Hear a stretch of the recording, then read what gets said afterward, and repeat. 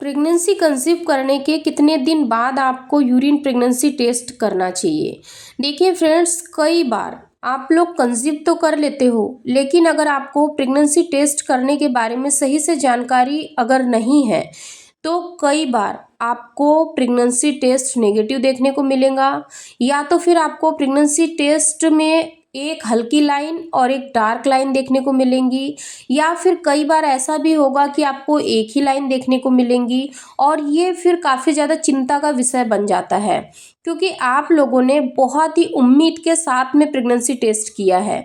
इसीलिए आज के इस वीडियो में मैं आप लोगों को हेल्दी प्रेगनेंसी टेस्ट कैसे करते हैं घर पर, क्या क्या सावधानी रखनी चाहिए आप लोगों को, कौन सी प्रेगान्यूज का इस्तेमाल करना चाहिए, यूरिन के सैंपल को किस तरीके से कलेक्ट करना चाहिए, यूरिन की कितनी ड्रॉप्स का आपको इस्तेमाल करना चाहिए प्रेगनेंसी टेस्ट करने के लिए, इन सारी बातों के बारे में आज के इस वीडियो में मैं आप लोगों को बताऊंगी। इसीलिए आप लोग वीडियो को शुरू से लास्ट तक जरूर देखें, ताकि आप लोगों के सारे डाउट्स भी क्लियर हो और आप लोग जब भी प्रेगनेंसी टेस्ट करो तो आपको 100% पॉजिटिव रिजल्ट ही देखने को मिले।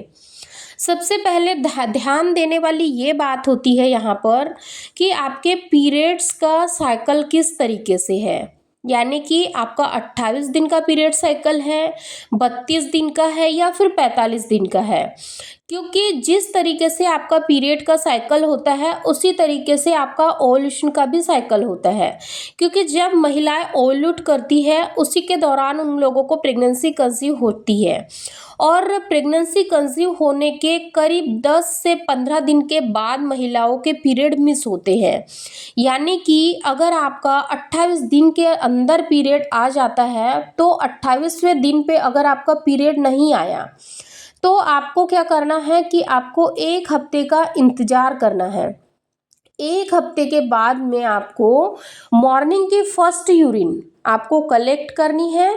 हमेशा ध्यान रखिए कि जब भी आप मॉर्निंग में यूरिन को कलेक्ट करते हो तो आपको एकदम साफ सुथरा कंटेनर का इस्तेमाल करना है, छोटी सी डिब्बी का इस्तेमाल करना है।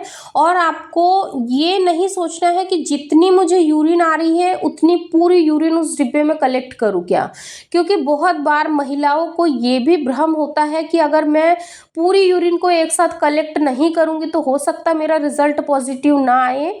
आपको ऐसा नहीं करना है, आपको केवल कुछ ड्रॉप ही कलेक्ट करना है। यानी कि कह सकते हैं कि आपको कम से कम 2 से 3 ड्रॉप की ज़रूरत होती है टेस्ट करते समय। तो आपको करीब 1 ml यूरिन को कलेक्ट करना है।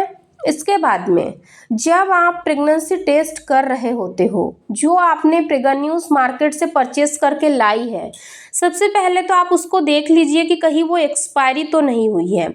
अगर वो बिल्कुल फ्रेश है, एक्सपायरी नहीं हुई है, जैसे ही आप प्रेगान्यूज को ओपन करते हो उसके अंदर आपको एक ड्रॉपर मिलेगा और एक आपको पाउच मिलेंगी। अब बहुत बार महिलाओं को ये भी डाउट होता है कि इस पाउच का इस्तेमाल कैसे करना है, क्या पाउच को यूरिन के सैंपल में मिलाना है या फिर फेंकना है। तो इसका जवाब है आपको उसको फेंक देना है। वो प्रेगान्यूज के अंदर इसीलिए रखी जाती है ताकि जो कीट है उसकी लाइफ लाइन बनी रहे, वो खराब ना हो, इसीलिए उसको उसमें रखा जाता है। बात आती है ड्रॉपर का इस्तेमाल कैसे करें, क्या उसको वॉश करना चाहिए पानी से पहले या फिर डायरेक्ट ही यूरिन का सैंपल उससे ले लेना चाहिए। आपको क्या करना है, ड्रॉपर को लेना है, वो वैसे ही पहले से क्लीन रहता है, फ्रेश रहता है। उसके बाद में आपको यूरिन में उसको डिप करना है, उसको पुश ऐसे खींचना है जैसे हम बच्चों को दवाई वगैरह पिलाते हैं, सेम वैसा ही उसको ऐसे पीछे से प्रिक करना है। तो जो यूरिन के ड्रॉप रहेंगे वो उसके अंदर चले जाएंगे। उसके बाद में आपको एक एक करके बूंद बूंद करके, जैसे यहाँ मैंने अपनी प्रेगनेंसी टेस्ट कैसे की थी, कैसे ड्रॉप से मैंने जो यूरिन के ड्रॉप है वो डाले थे ड्रॉपर की मदद से, आप यहाँ देख सकते हो। सेम आपको भी ऐसे ही करना है, 3 से 4 ड्रॉप आपको रुक रुक कर डालना है। देखोगे कि जैसे ही यूरिन आपके उस ड्रॉपर से अंदर जाती है जो प्रेगनेंसी किट है उसमें, तो वो जो यूरिन है वो बहते हुए जाता है, तो आपको हल्की सी पहले एक लाइन देखने को मिलेंगे जो कि सभी प्रेगनेंसी टेस्ट किट में आती है, चाहे वो प्रेग्नेंट महिला हो या ना हो, सभी को ये लाइन देखने को मिलती है।